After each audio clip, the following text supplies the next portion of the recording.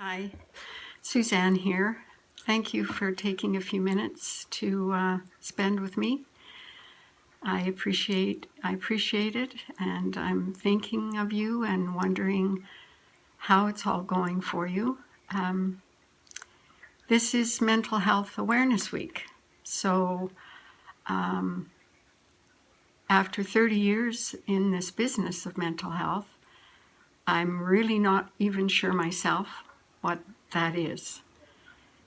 But I do know what it is not. And I think our culture and in our own individual minds, we have an idea of what mental health looks like, of what physical health looks like. And that ideal can be very, very, very far away from the reality of what it is to be a human being, loving and wanting to be loved in this life. So one of the most important aspects of this for me is our capacity to tell ourselves the truth. So if I'm feeling down today, or if I'm like this morning, I woke up with a sense of dread for the day. And it's just this kind of this pull that I feel. And so there it is. That's the truth. That's what I was experiencing when I woke up this morning. As we are all moving into this opening world, this changing, this transition, that we don't really know what it's going to look like yet again. And we are processing so much is coming at us all the time. And it's exhausting. Our little survivors that have adapted to many, many, many experiences and situations in our lives are tired.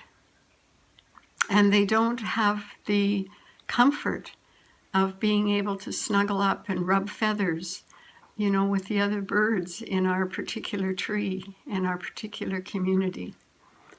And that kind of keeps a level of fear and anxiety and unrest quivering all the time. This is natural. This is natural. But it's also us coping and being on the job of coping. Where I think it becomes hard, where I think it becomes suffering, as opposed to just difficult and disquieting, is when we bring some judgment to ourselves. By that I mean we hold ourselves to some standard of how we're supposed to be, or how the world is supposed to be, or our neighbors are supposed to be. But mostly the suffering comes when we hold ourselves in contempt in some way. That I shouldn't feel down. I should feel grateful.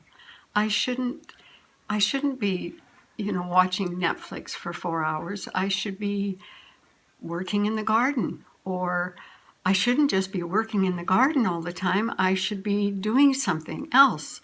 Or I should be eating differently. Or I should just be happy. Or I shouldn't be this. So all of these judgments, all of these comparisons that we do to ourselves, where we hold ourselves hostage in some way to some idea that really isn't even ours. It's not even our idea. It was an idea that was given to us.